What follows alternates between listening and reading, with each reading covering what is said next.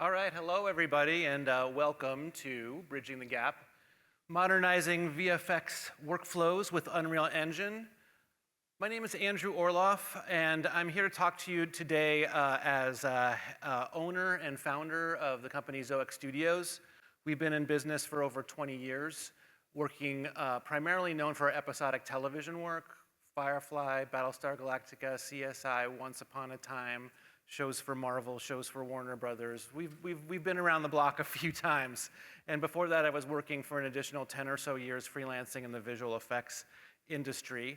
And I've had, I'm gonna give you some reasons why you should listen to me. First is I've had kind of a front row seat to some of the most transformative events and transformative things in visual effects, going from starting off in Silicon Graphics workstations, working through the PC revolution, doing a lot of supervision of motion control cameras. You're working through the transition from Flame to Nuke.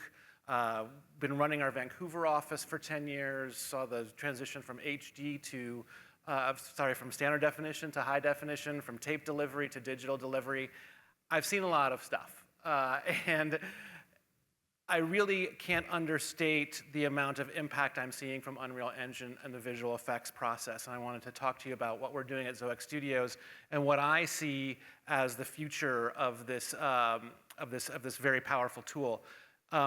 Also, one of my duties and one of my pleasures of being a visual effects supervisor, and I still am a creative director for my company, is I do a lot of presentation of visual effects work. A lot of image reviews, a lot of animation reviews, all types of content reviews.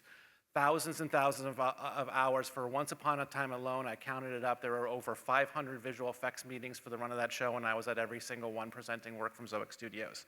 I've spent the last 2 years presenting collaborative visualization, more about that later, inside Engine to directors of photography, visual effects supervisors, directors, studio heads, writers, and executive producers from across the spectrum of television shows across the network. So wanted to share some of those experiences and just show you what we're up to.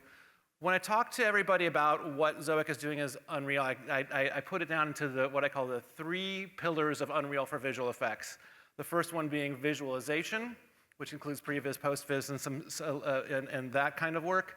Visual art department, which is Unreal deliverables for AR, VR applications, and Final Pixel, which is rendered material that's coming out of Unreal Engine directly and being put directly onto the screen.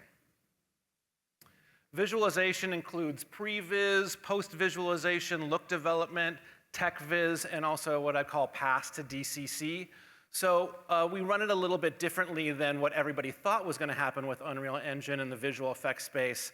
I think what everybody thought the methodology would be is we would continue working visual effects in the same pipeline we did with the same methodologies we did, and when we were all done, we'd poured it all over to Unreal to render because Unreal renders faster. And that's the main benefit. It renders faster.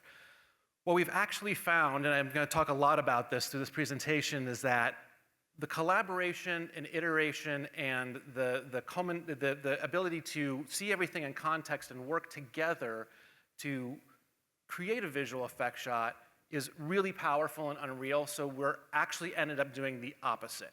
We do every entirely CG shot that we do now as Zoic starts as a Unreal visualization. All the lighting development, all the camera development, and all of the animation, particularly the animation blocking, and sometimes the final animation is done in Engine. And if we have a fork in the road there where we either send the material to be Final Pixel rendered right out of the Engine, or we take all that Unreal stuff, send it over to DCC, Maya, Houdini to get rendered in V-Ray. Visual art department.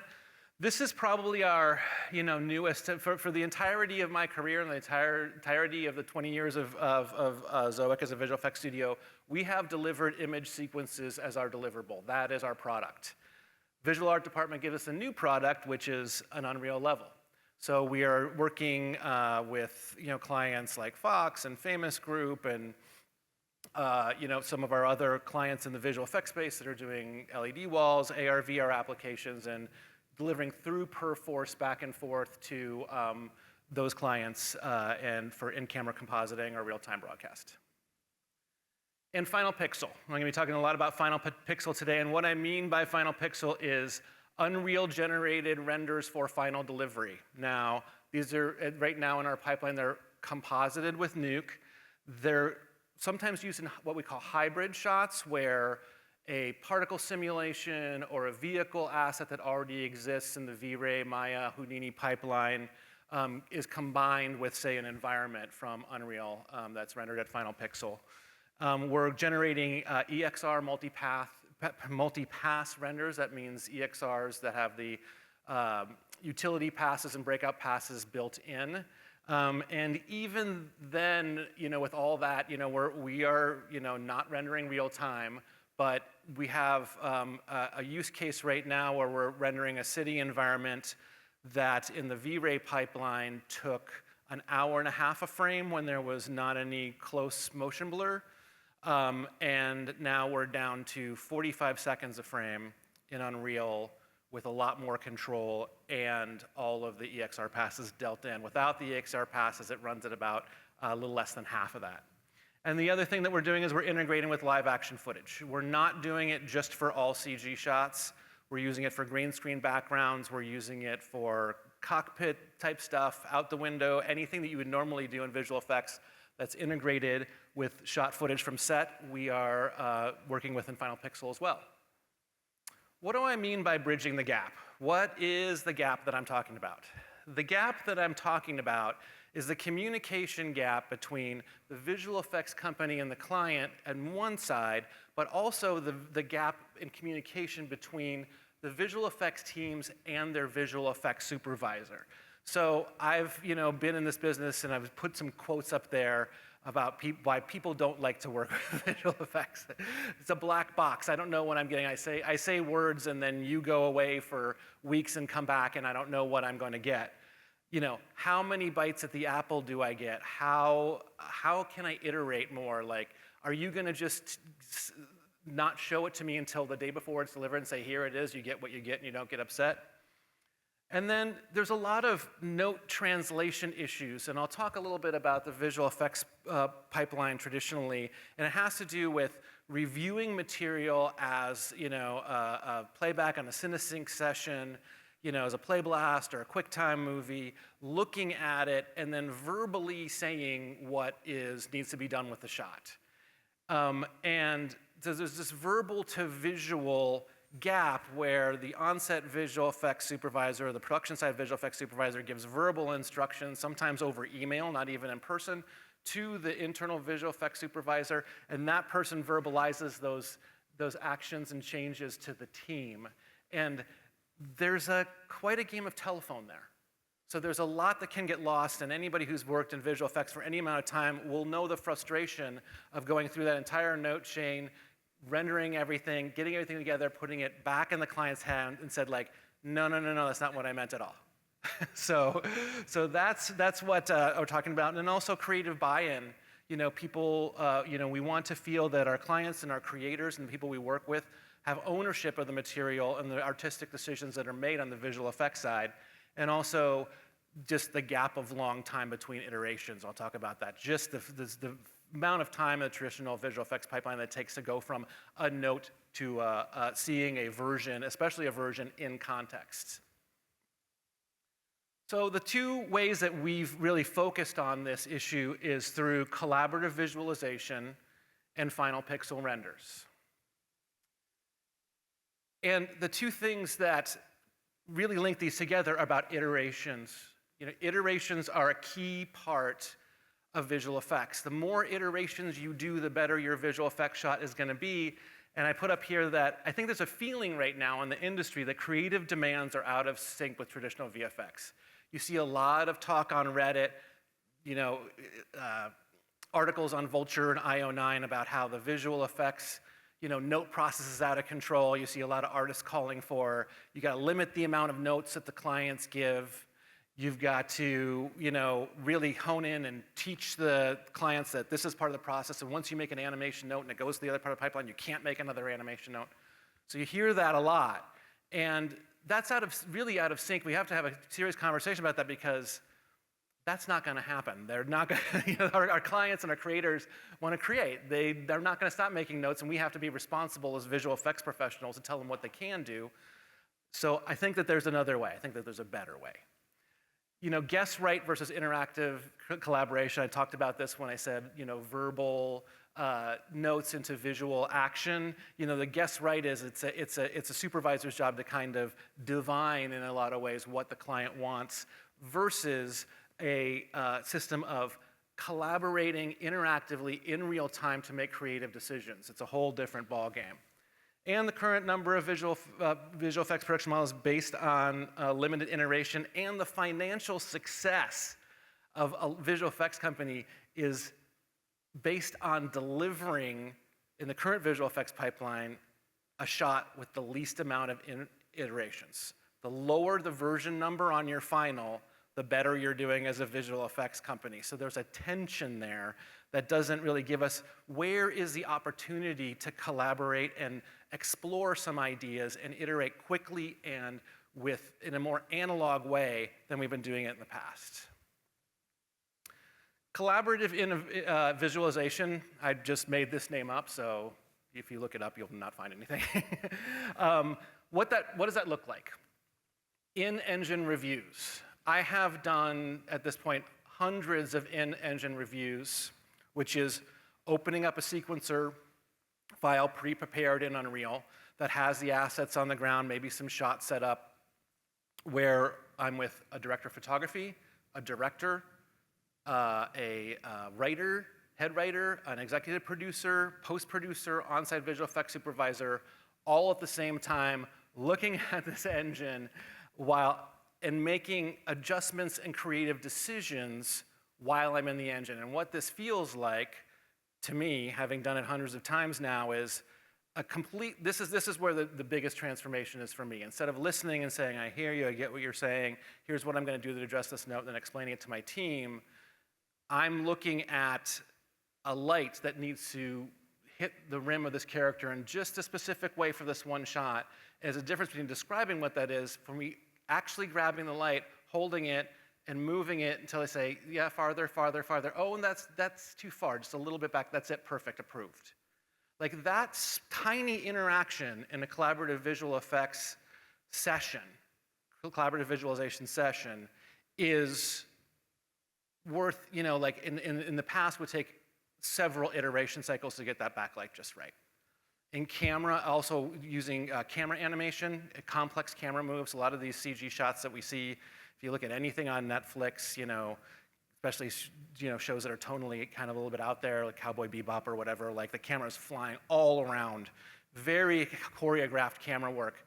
Unreal collaborative visualization sessions are so key. We're able to do so much more because the kind of hit and miss and guess and show and then re-guess and show just takes so long to do those really complex camera moves. It's like really being there. It reminds me of being in a motion control session, except at light speed, where we were able to place the camera here and then place the camera here and see what it does in between and tweak it on the fly. So that's real-time changes. The other thing that's important about this is it is decoupled from shot counts. Now, any visual effects producers will tell you that the way that we manage visual effects costs is by trying to guess the number of shots and the complexity and length of shots before they are put into the show during editorial. That's tricky. And a lot of visual effects companies get in a lot of trouble by not estimating right or having to come back after and ask for more money because they didn't know it was going to be this much, and the editor did something, and the director saw something in the edit room he wanted to explore, and now it's this huge thing when it was supposed to be this small thing. So we do these visualizations sequence-based. We work first with the director to get it all together, and then go into a post-vis phase where we take the pieces of shot footage and put them contextually in the engine. I'll show you some examples of that in a minute. So you can see it in context with the rest of the show. We're doing some real-time compositing and camera projection that helps us make a lot of accurate decisions about what it is. And once we finish that collaborative visualization process all the way to the edit room, where we're talking about shot lengths and cuts and how many shots are going to be, We can give those shots numbers. We know exactly how long they're going to be. And even if they're going to be often rendered into another DCC, we have a very, very accurate framework of what our bid is going to be. And that material that's there, even that post-viz level Unreal material, contains lighting information, dynamics information, timing, animation information that can sit. We do a lot of stuff with broadcast, both streaming and traditional broadcast, where they need something to sit in their cut for quite some time through the director's cut and through the studio cuts, and they don't want to pull the trigger on their visual effects until everybody's in agreement about how many shots they have and how long they are and what's happening in each shot. And so this process allows them a lot more flexibility without getting into, charging for each shot. Can be sent to DCC or final render, talked about that, and can be rendered in Engine for final pixel as well. So what are the benefits of collaborative visualization? I've talked about this. Many notes can be addressed at once. So one of the challenges that we've had, I kind of mentioned it before, is with a traditional VFX pipeline that goes, and there's a lot of other workflow folks that are much more technical than me that explain this, but it goes from one department to another department to another department in dependent task stacks, basically. Camera goes to animation, animation goes to layout, layout goes to lighting, and so on. In this environment of collaborative visualization, I don't have to ask the client to approve each step out of context. I can address an animation note and a lighting note and audition those two things and how they interact with each other at the same time, which is really, really powerful. And input from multiple sources, we can have our very best dynamics folks working on some dynamics, our very best lighters working on lighting, our very best camera people working together, and the per-force workflow and the way that we've designed our levels and sub-levels and our sequences really helps us internally collaborate and integrate material from a bunch of people into one place where everybody can review it. Direct communication to artists, whether the artist is on these review calls or not, we always ask to record them and then they get recorded, and a recording of this interaction is absolutely a tool for the artist to address their notes quickly and get it done. Because what happens is, during these interactive sessions, you may get they say a keyframe of a camera move. I want to be here, then here's another point here, but the finessing of the camera and the easing in and easing out has to be polished later. Seeing it happen and having that active and per-force as a client note or a client camera can be really powerful. Increased interaction with editorial, talked about that, like doing this with the edit room, giving the editors the ability to cut the material, give them shots that are over length, have them put it together in a different way, request different action timings.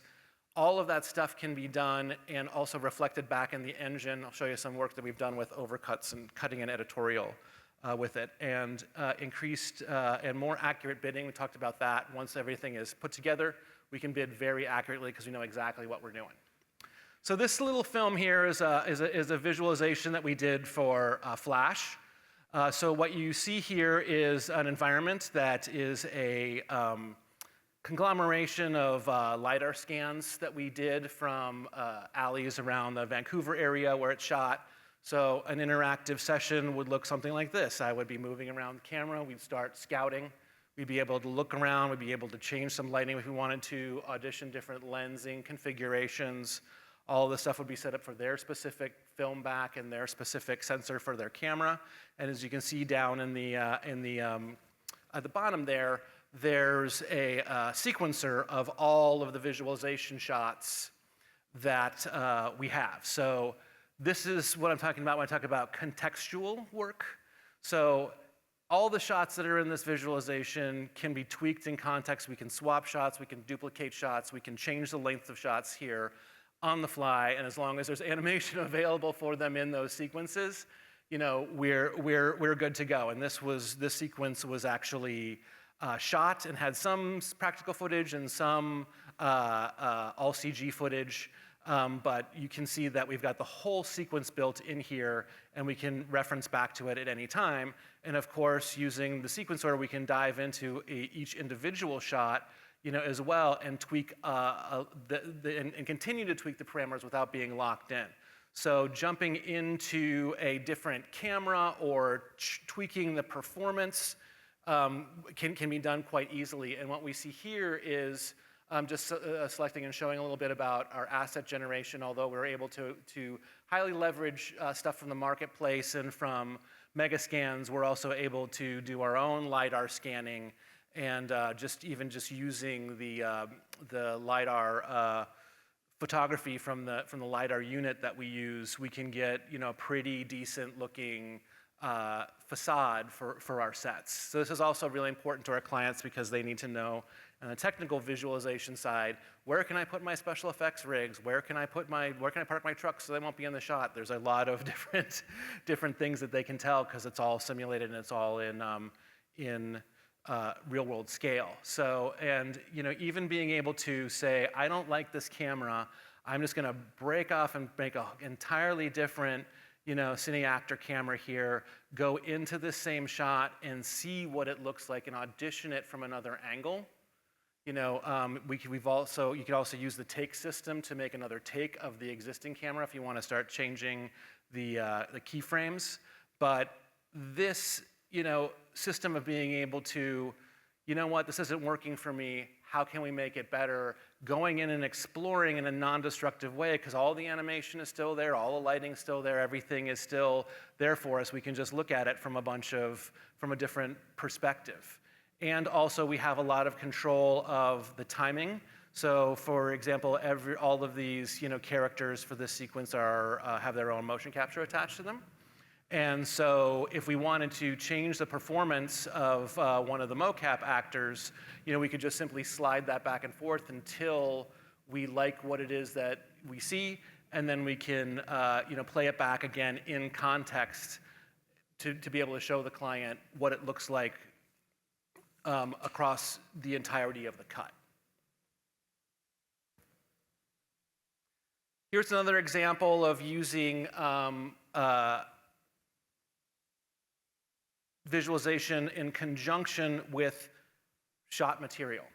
Now there's two different ways that we normally do this. You can see in the bottom there's a sequencer that contains the previous shot from editorial and their editorial temp, then our Unreal shot, and now their shot from the next shot after.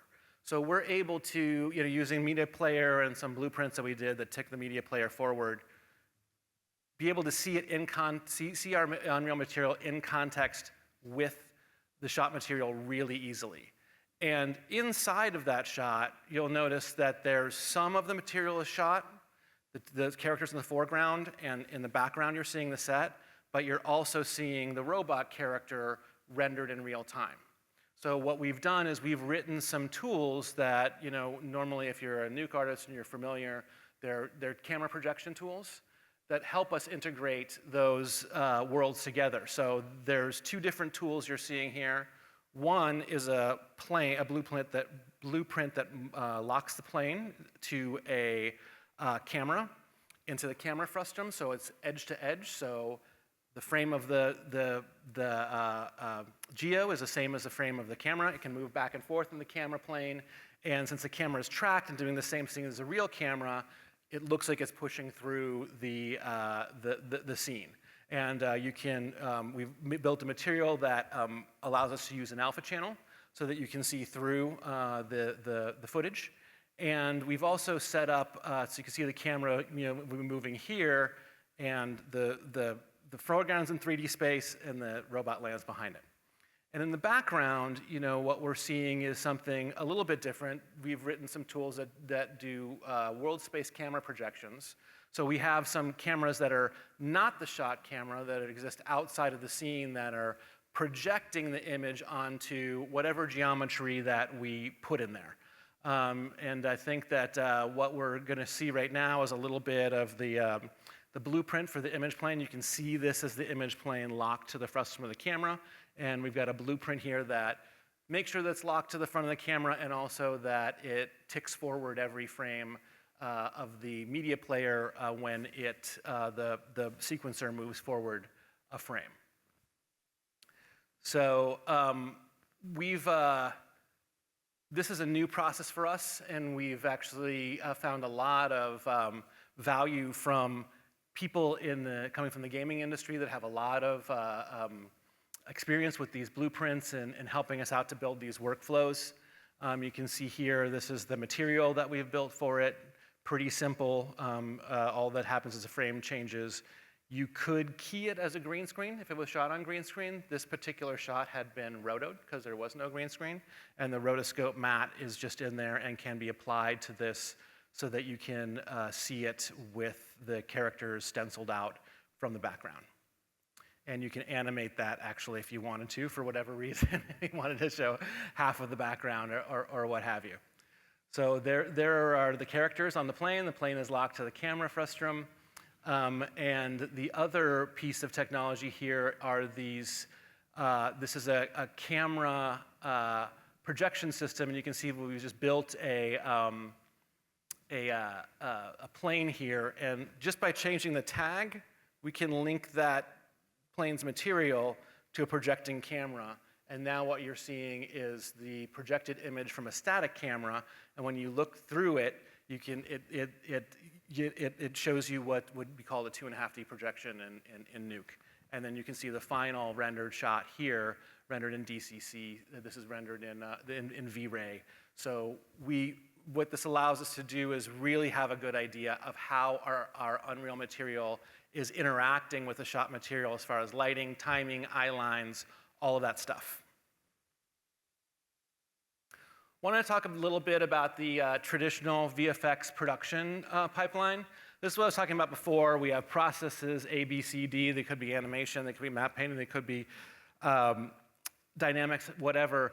Those processes have to be gone all the way through and then go to the supervisor internally for feedback, and then once the supervisor approves them, they go to the production supervisor for feedback, and once the production supervisor approves them, they go to studio notes, and then they can go to final. But any of the notes that are made along the way have to go back up to the top of the chain and be re-implemented all the way down. Usually, if something happens in the middle, something happens with the light, the animation doesn't need to be changed, you can kind of shortcut and not have to go all the way back to the top. But if something like the camera changes and there's a note on the camera move, then you do have to go all the way to the top and rebuild the entire thing and have everything drop down through the pipeline. Now, people have tried to circumvent this by giving a note at the process and having it like a gatekeeping process. So, okay, the camera's approved, now let's move the animation. And to a certain degree, that's going to happen. But what inevitably happens is it doesn't work. Somebody somewhere always gives a note that goes back to the top, and the iteration cycle here is extremely slow. It has been since the time I've been working in this industry, since the very first. With an Unreal Engine session, it's a lot cleaner. I know this is very simplified, but the idea is that everybody's participating creatively and iterating in the session all at one time. All those notes go back to the team for a polish pass, then another session.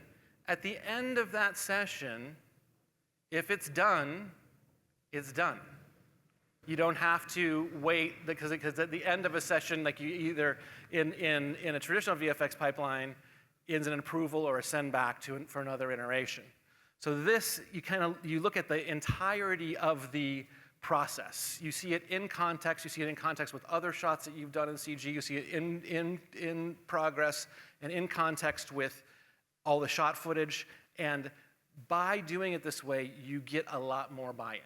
You get a lot more creative ownership from the production side of the equation, the client side of the equation, because that is their camera move. They sat with you 6 times and did all these different revisions, and you've polished it up, and they're like, that's it, let's do this, and then you can either send it to Final Pixel or to another render package. Just showing some of the flexibility that we have. This is an environment that we did for All Mankind, Season 3. We ended up doing all the Mars environments for all the green screen shots for this last season of For All Mankind. And we had a combination of LiDAR and a combination of Megascans assets. We also had a landscape shader that we built and a bunch of vertex shaders that we'll show in a moment. But just the simple fact of putting this canyon on a spline and being able to move it around as the client's adjusting it to the composition of the shot, and having even those positions be brought in on a shot-based level through the sequencer so that we can compose for one shot and then have it change for a different shot. And this whole relationship of the level being kind of the starting point for all of our shots for the sequence, which includes all the pieces, and these shots at the sequence level containing all of the changes and the per shot changes really works very well, because that is something in the traditional pipeline that's also the traditional VFX pipeline that is always been vexing, which is per shot changes on an approved set. So it might look good from this angle. You're doing a virtual set, you turn around in a green screen, you look at it, all of a sudden the lighting's not that great. Or wouldn't it be a much better, and if the DP was looking through the lens, they'd say, move that table a little bit over to make make this composition better. We can do that on a per shot basis a lot more easily. And you can see here, we have even more control of the movement. We're doing some vertex shading work that allows us to blend the rock into the ground plane, for example. And we can dial in, and when we change the height of the rock, it automatically blends in properly, and then we can change the amount of blend. Again, this in particular, I put this in here because these rocks at some points came very close to camera, and being able to dial them in with just the amount of height, just the amount of dust on them was really important. This is a bonus. The other thing it allows us to do for virtual production is throw a LiDAR of the green screen set in there. So this is a LiDAR of their green screen set, and this is kind of a fun thing that we do for TechViz, which is, when you're in the green screen set, what is the relationship between the green screen set and the virtual environment that's around it? So this allows us to very accurately see that as well. That's just kind of a bonus from the TechViz side. But you can kind of see that there's a lot of changes that we can do, and especially for processes that previously had complete opacity. And by what I mean is, like, there are certain visual effects processes that are a black box inside of a black box. Like even the visual effects supervisors, when it comes to building and art directing something like a crowd simulation, don't have a lot of visibility. They can, visual effects supervisor can say things like, I want a lot of variety, and I want it to be a bunch of zombies, and I want to mix up between this type and that type. And they would not have an opportunity to art direct every single zombie that went into that crowd. With Unreal Engine, we can do that. And I'll show you, just a system that we built. And this is leveraging metahumans. And you can see we've got our lovely zombie here, checking his watch, see if it's time for brains. So what we've done here is we've leveraged the metahumans, done some color corrections, blended in different color corrections. We have decals that show blood and wounds, and we have transparency decals that poke holes in the clothes. And then we also have the ability to set these all up on how frequently they might happen. And you saw that there was a button there that allowed us to just generate a new zombie, just press it. And that really is a very time-consuming part of crowd simulation when we do it in the Houdini side, is generating all the assets and generating a variety of assets that have a lot of a wide range of variability. This allows us to do it very fast and to see what kind of variability and how much we want. So we're doing things like we're making stumps for some of the zombies.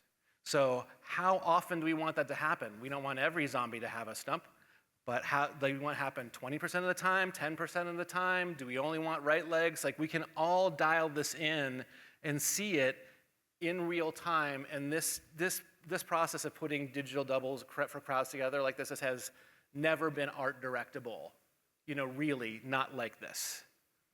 So this is just a lot of, really smart, elegant blueprinting work and a little bit of coding from our technical artists, and, some nice asset work from our asset team to get this stuff out. And, for what I found as a visual effects supervisor, this particular method is perfect for a shot that we get a lot. We often get requests for crowds, and they're often not Lord of the Rings crowds. It's not an army of orcs is fighting an army of elves, and when an orc hits an elf that has a bow, then this happens and this happens. It's not the kind of agents that you normally need.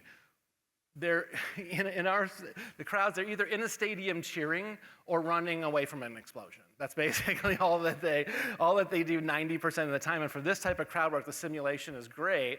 And so we've took that same procedural workflow, non-destructive procedural workflow of creating these zombos and am I running? There we go.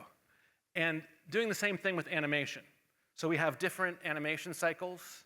We have run, walk, crawl, and run fast, so we can choose randomly between them. We can blend between them, and we can also make connections like, well, if they have a stump on their leg, they're always going to crawl, because we didn't want to do hops. But this is, really powerful, and being able to run these simulations. And again, like, you can see that I'm gonna just show you running a crowd simulation, the amount of interactivity. What we're showing here is we've got the spawn site, we've got the destination site, we've got collisions, they're colliding with each other. You'll see that it'll automatically spawn a variety of zombies with a variety of animation cycles, and there'll be an animation trigger that sends them into a different animation cycle. And here we still have exposed, on the very top level of it, a lot of information about how we can change the distribution of each individual zombie, like how much we want of each type. So here we're showing that the blueprint has a separate place that says, always crawl if you have a stump on your leg. Don't walk on a ghost leg. That would be bad. So we're going to see here, this is the simulation. This is all happening real time. This is meant for faraway crowds, but you can see after the explosion, it blows them back and blends them into a falling cycle, and you can see some of the crawling zombos back there. So you can see that this type of crowd where, a lot of these shots, we're seeing these crowds way farther away, 1/16th, like very small sizes and very large crowds. This is kind of a perfect implementation for that. What are the benefits of Final Pixel? Why would you do it? We talked about the collaborative iteration process, the simultaneous task workflow, contextual review, and decreased render times. And the biggest question I get on it is, does it really work? Is Unreal really ready for, to deliver Final Pixel for broadcast shows and the high level that we've seen? I think so, and I'll show you some. You can judge for yourself, and I'll show you in a moment. So one of the other things that kind of stops the iteration model of traditional VFX is that the creative input, so say you have a sequence of, say, 12 shots.